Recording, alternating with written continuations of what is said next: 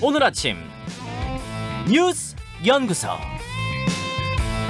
오늘 아침 뉴스의 맥을 짚어드리는 시간 뉴스연구소. 오늘도 두 분의 연구위원 나오셨어요. CBS 김정훈 기자, 뉴스톱 김준일 대표, 어서 오십시오. 안녕하세요. 오늘 첫 번째로 살펴볼 뉴스 뭡니까? 네, 문재인 대통령이 오늘 오전 10시부터 신년 기자회견에 나섭니다. 네. 이미 지난 11일 신년사를 통해서 올해 국정운영의 기조를 밝히긴 했지만 그때와 다른 것이라면 회견에 참여하는 기자들과 모든 분야에서 자유롭게 질의응답을 이어간다는 점이죠. 그렇죠. 특히 얼마 전 박근혜 전 대통령까지 형이 확정되면서 이명박 박근혜 두 전직 대통령 사면에 대한 그 구체적인 입장에 관심이 몰리고 백신 접종 계획과 경제 회복 방안 또 네. 검찰개혁 후속 조치 등도 모두 큰 관심사입니다. 몇 명이나 참석을 해요? 오늘 코로나19 상황을 감안해서 현장 기자회견 현장에는 20명의 기자들만 착석할 수가 있고요. 나머지 100명의 기자들은 온라인 화상 인터뷰로 기자회견에 참여합니다. 네. 모두 100분간 진행되는데요.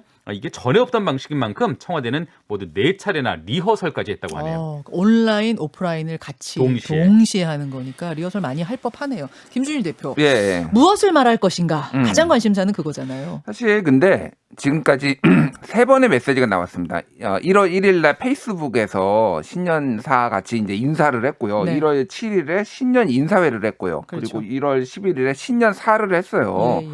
여기에서 사실은 대충의 가닥이 다 나와 있습니다. 그래서 이거랑 전혀 동떨어진 말을 할 것인가 그렇게 보이지는 않거든요.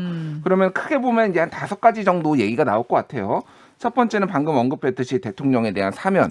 어떻게 할 것이냐. 지금까지 신년에 나온 메시지 중에 사면 얘기는 없었거든요. 없었죠. 오늘은 기자들이 질문하는 거고 직접 구체적으로 묻겠죠. 사전 조율도 전혀 없다고 하니까 누군가는 묻겠죠. 묻겠죠, 당연히. 예. 예. 근데 뭐 그동안의 톤을 기조를 봤을 때 불행한 일이다라고 여러 차례 얘기를 했고 하지만은 누구도 법위에 있을 수는 없다. 촛불 정신 이런 얘기를 했거든요. 그렇다고 한다면은 여기에서 사면을 밝힐 가능성은 매우 낮다. 그렇죠. 이날은 그렇다고 보고 네. 두 번째 부동산 정책에 대한 언급. 이것도 사과를 했어요. 지난 신년사에. 네. 사과를 했기 때문에 그 연장선상에서 본다라면은 지금 현재 기조를 어느 정도 유지를 하고 지금 뭐 이제 변창흠 신임 장관 같은 경우에도 공공 재개발 뭐 빌라를 중심으로 해서 서울 쪽에 뭐 공공 재개발 얘기를 하고 있기 때문에 약간의 어떤 규제 완화는 있지만은 세제는 그대로 유지를 할 가능성 이런 것들이 상당히 높은 상황이죠. 뭔가 더 세게 뭔가 메시지를 내기는 힘든 상황이죠. 그러고 네. 보니까 홍남기 경제부총리가 양도세에 관해서 완화 없다고 이야기를 주말 사이에 확실하게 했고 예. 대통령이 다른 이야기를 할 가능성은 없으니까 그렇죠. 일단 세제는 그대로 간다. 다만 설 전에 변창흠 장관이 새로운 부동산 정책 내놓겠다고 했잖아요. 공급 쪽으로 결국 방향을 가는 것이 아닌가. 예. 오늘 아마 그런 얘기가 나올 것 같죠. 그럴 가능성이 매우 높고 권력기관 개혁에 대한 입장 같은 경우에도 이미 이렇게 얘기를 했어요. 제도 개혁을 마침내 해냈다. 예. 개혁된 제도를 안착시켜 나가겠다라는 거는 새로 뭐를 하는 게 아니라 이미 검경 수사권 조원, 수사권 조정, 공수처 이거 하겠다라는 거예요. 그렇기 때문에 뭐 이를테면은 뭐 지난해처럼 검찰총장하고의 갈등 이런 거는 선을 긋겠다라는 게 이제 뭐 메시지가 명확하죠.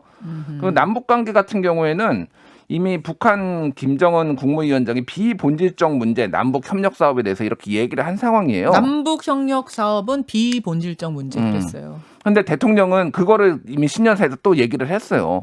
추가로 꺼낼 가능성이 없게 뭔가가 꺼내기 되게 힘든 상황이다. 그럼 그렇죠. 원론적인 얘기만 나올 거고 한일 관계도 지금 얘기가 질문이 나올 수밖에 없는데 예. 이보다 더 나쁠 수는 없다 정도거든요. 지금 한일 그렇죠. 관계 같은 경우에는 그렇죠. 돌파구가 없습니다. 그래서 뭐를 사실 꺼낼지에 대해서 좀 궁금하게 저도 개인적으로 궁금한데 어떻게 뭐 그거 외에 뭐 월성 1호기 뭐 검찰 수사 탈원전 정책 동부구치소 집단 감염 백신 접종 계획 경제 회복 방안 뭐 재난지원금 이런 것들이 이제 얘기가 나올 것으로 보입니다. 100분밖에 안 되잖아요. 근데 정말 기자들은 질문할 게 엄청 많을 거고 대통령이 뭔가 답변했을 때 김정은 기자 네. 꼬리 질문할 수 있어요? 지금 그 이전에도 그랬지만은 질문권은 한 번으로 제한이 되긴 해요. 원칙적으로 더 많은 기자들한테 질문이 더 돌아가야 되니까. 한 기자당 한 번. 한 기자당 한 번인데 거기서 근데 이 현장에서 생방이란 말이죠. 네, 그래서 네. 재차 질문을 하고 또 재차 질문을 하고 이것이 어떻게 조율될지 한번 현장을 좀 봐야 될 것 같고요. 제가 근데 인터뷰를 매일 하지 않습니까? 사실은 중요한 건 꼬리 질문이거든요. 제가 뭔가를 던졌을 때 인터뷰이가 답변하죠. 그러고 나면 반드시 그 꼬리 질문이 들어가야 좀 더 구체적인 답변이 나오는데 꼬리 질문이 어려운 구조라면 사실 아주 깊숙한 알맹이 답변까지는 좀 어려울 수도 있겠다 예. 싶네요. 어쨌든 뭐 기자들의 질문에 그 기술을 좀 테크닉을 좀 10분 발휘했으면 좋겠고요. 예. 근데 이 뭐 증문 즉답 기자회견은 문 대통령이 취임 100일부터 사실 좀 시행했던 겁니다. 그래서 이후 문 대통령은 대개 기자회견을 할 때 증문 즉답으로 그 사전 각본 없이 조율 없이 이렇게 질문을 해왔는데 네. 이것도 좀 단점은 있어요. 이게 한정된 시간 안에서 다양한 질문이 오가야 되는데 이게 특정 이슈에 질문이 몰릴 수도 있고요. 또 대통령의 중요한 의중을 좀 확 묻기보다는 네. 말이 공방으로만 이렇게 끝날 가능성도 있거든요. 이게 뭐 한마디로 짜임새가 없을 수도 있는데 그래서 사전 조율을 하느냐 그렇지 않느냐 이 부분 옳고 그름의 문제는 아닌 것 같아요. 예, 어떻게 운용을 하느냐가 좀 중요하고. 그렇죠. 뭐 그렇긴 한데 저는 그럼에도 불구하고 사전 조율, 그러니까 사전에 짜지 않고 그냥 자유스럽게 하는 게 훨씬 나은 것 같은데. 하면서 계속 스킬을 올려야 됩니다. 예, 대통령과 그렇죠. 기자들 모두가요. 그렇죠. 어쨌든 뭐 문 대통령으로서는 최근에는 그 소통이 좀 부족하다 이런 지적을 받았던 게 사실이거든요. 예. 뭐 기자회견의 횟수나 기자회견 방식이 문제가 아니라 오늘 좀 진정성 있게 허심탄회하게 솔직한 답변을 한번 쭉 내놓으시면서 그 소통 부재 그런 우려, 염려, 아쉬움을 좀 덜어내면 좋겠습니다. 그래요.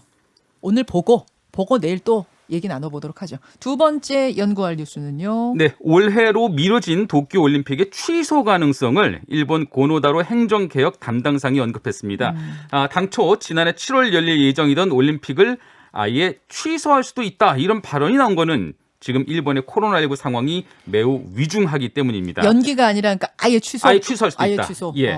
하루 확진자 수가 지금 일본에서 7,000명대고 네. 일본 정부는 외출 자제, 또 상점 영업시간 단축 등을 포함한 긴급사태 발령지역을 지금 계속 확대해 나가고 있거든요. 네. 병상 부족도 심각해서 병원에 가지 못하고 집에서 요양 중인 그 코로나19 감염자 수는 3만 명이 넘습니다. 걱정스러운 소식 하나만 더 전해드리면은 화이자 백신 그 접종에 서둘렀던 노르웨이에서 현재까지 29명이 백신을 맞고 나서 숨진 것으로 나타났다고 하네요. 그렇죠. 예, 이에 대해서 노르웨이 당국은 기저질환이 있는 고령자에 대한 백신 안전성에 우려를 표했습니다. 네. 김준일 기자. 예. 올림픽을 하다못해 언택트, 그러니까 비대면으로라도 진행하겠다라는 얘기가 지난주에 나왔었는데 예. 근데 지금 처음으로 아예 취소 발언이 나오면서 지금 일본이 그냥 술렁술렁 한다는 거죠. 두 가지 좀 봐야 될 것 같아요. 이거를 말한 사람이 고노다로예요. 네. 고노다로 예전에는 이제 방위상으로 유명했다가 지금에는 행정개혁 뭐 담당상인가 그렇거든요. 근데 이 사람이 그 차기 총리 지금 지명도 1위입니다. 여론조사에서 보면은 영향력이 엄청 높다는 거예요. 스가보다 높아요. 맞아요. 그러니까 지금 스가의 지지율이 지금 33%까지 떨어졌어요. 최근에 조사 보면 출범할 때 60%가 넘었거든요. 반토막 났다. 출범한 지 얼마 됐다고 벌써 반토막이에요. 그러니까 이게 코로나19 대응을 못해서 이렇게 된 거예요. 지난해 12월 초까지만 해도 한국하고 일본하고 굉장히 패턴이 비슷했습니다. 예. 그래서 한국이 1,000명 나올 때 일본이 3,000명 나왔는데 대략 인구가 2.5배거든요. 네네. 그러면은 그 패턴이 비슷했는데 지금은 일본은 7,000명 나오고 한국은 500명 나와요. 그러니까 한국이 일본의 7,000명은 한국에서 2,800명 나오는 정도 수준입니다. 인구로 봤을 때. 어마어마하네요. 일본에서 지금 엄청 부정적입니다. 스가에 대해서. 예. 66%가 못했다. 이런 상황에서 약간 이 발언은 뭐냐면은 그 고노다로가 그러니까 국민들도 취소하는 여론이 굉장히 높아요. 지금 일본 내에서도. 지금 이 마당에 올림픽이 다 무슨 소용입니까? 예. 이런 여론이 더 높아요. 그러니까 고노다로가 한번 던졌다. 예, 이렇게 봐야 되는 거예요. 그래서 일본 공식적으로는 지금 뭐 그런 거 없다. 강행한다. 뭐 이렇게 얘기가 나왔거든요. 네. 근데 어찌 됐든 이제 일본 내에서도 여론이 굉장히 움직이고 있다. 지금 취소 쪽으로 이렇게 봐야 될 것 같아요. 그렇군요. 이게 분쟁이 있었던 과정 중에서도 올림픽은 계속 열렸었거든요. 맞아요. 만약에 지금 취소가 된다면은 2차 대전 이후로 올림픽이 취소된 첫 번째 사례예요. 그런 정도로 지금 코로나19가 대단히 파괴적인 사변이 아닌가 이런 생각을 다시 좀 하게 되고요. 그나저나 저는 노르웨이죠. 파이자 백신 맞고 29명 숨졌다는 거.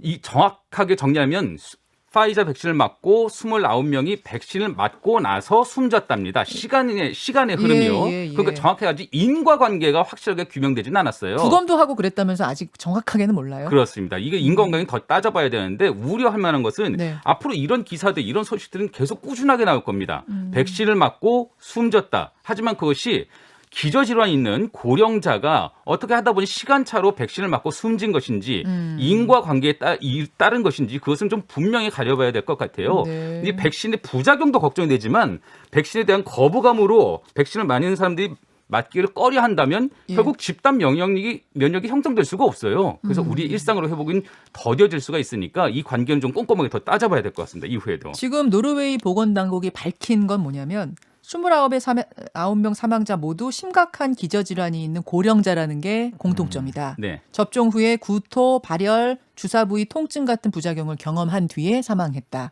요거까지가 지금 밝혀진 거예요. 네, 13명은 일단 백신과 관련이 있을 수 있다라는 평가가 나왔고요. 확정된 건 아닌데 16명은 아직 추가적인 조사를 하고 있다고 합니다. 그 mRNA 백신이잖아요. 네, 파이자하고 메신저 RNA. 모더나가. 예. 그래서 이제 그때 이게 아주 백신으로서는 처음 사용하는 방식이기 때문에 그게 겁난다라는 게 전문가들 평가였는데 혹시 그 우려했던 그 상황이 벌어지는 건 아닌가 이게 걱정되는 건데요. 지금은 노르웨이에서만 벌어진 일이니까 좀 보겠습니다. 이건 보겠습니다. 자, 세 번째로 가죠. 조국 전 법무장관의 딸 조민 씨가 결국 의사 자격을 갖게 됐다는 소식에 다시 여론이 좀 시끌시끌하네요. 네. 올해 의사 국가시험 합격 여부가 지난 14일 개별 응시자에게 전해졌는데요. 조국 전 장관의 SNS를 비롯한 그 온라인 커뮤니티에 축하한다 이런 글이 오르면서 조민 씨의 합격은 기정사실로 일단 받아들여지고 있습니다. 네. 이에 대해서 대한소아청소년과 의사회 이면택 회장은 조 씨의 어머니 정경심 씨가 부정입학 혐의로 유죄 판결받은 사실을 언급하며 의대에 부정입학한 무자격자가 환자 생명을 위태롭게 하게 된 사태에 의사 면허증과 가운을 찢어버리고 싶다 이렇게 개탄했고요. 대한소아청소년 의사회 회장이요? 네네. 국민의힘은 이제 정권은 공정을 입에 담지도 말라고 비난했습니다. 반면에 부정입학이라 했지만 실력이 입증된 것 아니냐 또 사필 규정이다 이런 여론도 적지는 않습니다. 뭐 온라인상에서 시끌시끌했네요. 예, 뭐 사실 이게 이제 그 정경심 교수의 1심 판결이 나면서 네네. 뭐 인턴이 다 위조됐고 표창장도 위조됐고 이게 이제 아직은 뭐 대법 확정 판결을 내야 되지만 법원이 확인을 한 것이기 때문에 이거에 대해서 이제 논란이 있는 거죠. 그래서 사실 자격이 되느냐 이제 이 논란까지 가고 있는 거고. 사실 친조국 이 조국 장관도 그랬고 본인의 페이스북에서 댓글을 누가 달았는데 지워버렸어요. 조국 장관이. 축하한다는 댓글을. 예. 그러니까 논란이 되기를 원치 않는 건데 사실 좀 약간 뭐라고 해야 되나 눈치 없는 분들이 지금 이런 걸 축하한다고 지금 얘기를 하고 있는 이런 상황이에요. 조국 전 장관은 당혹스러운 거고. 사실 자식 얘기 지금 하고 싶지 않을 거 아닙니까? 네. 여기에서 그런 상황인데 이제 조민 씨 같은 경우에는 의료법 5조에 따르면은 의사 면허 취득 자격은 의대 의전원 졸업자만 가능하다라는 거예요. 그렇죠. 그게 법으로 돼 있는데 그렇죠. 만약에 이제 이게 표창장이나 이거 입시에 영향을 끼친 그런 것들이 확인이 최종적으로 대법원에 확인이 된다라면은 취소가 될 수도 있느냐. 부산대 의전원 입장은 지금 1심이니까 예. 끝까지 보고 판단하겠다 이건 거죠? 근데 이런 사례로 실제 취소가 의사 면허가 취소된 적이 한 번도 없다라고 합니다. 그러니까 이거 어떻게 적용이 될지는 한번 봐야 돼. 그 의료법 5조가 실제 적용이 될지 여부는. 근데 그게 한 번도 없을 수밖에 없는 게 의전원 입학에서 이런 부정 사례가 있었던 적이 없잖아요. 그러니까요. 없었기 때문에 없는 거죠. 예. 이게 2019년 8월이었어요. 기억을 되살려 보시면은 조국 법무장관 후보자 청문회를 앞두고 딸의 교육비리 의혹이 터져 나왔었거든요. 예. 그 이후에 우리가 지금 아는 그 공정에 대한 이슈가 떠올랐고요. 그 수많은 그 논쟁들이 있었고요. 우리 사회가 극심한 분열을 겪었었습니다.